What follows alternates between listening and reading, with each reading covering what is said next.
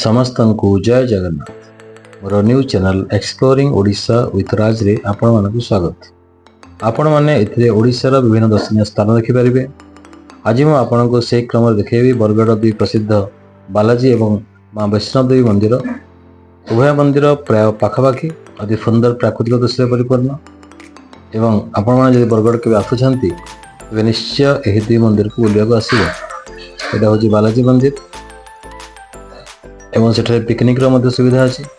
ଶୀତ ଦିନ ଆପଣ ପିକନିକ୍ କରିପାରିବେ। ଏହା ବରଗଡ଼ ସହରରୁ ପ୍ରାୟ 10ରୁ 12 କିଲୋମିଟର ଦୂରରେ ଅବସ୍ଥିତ।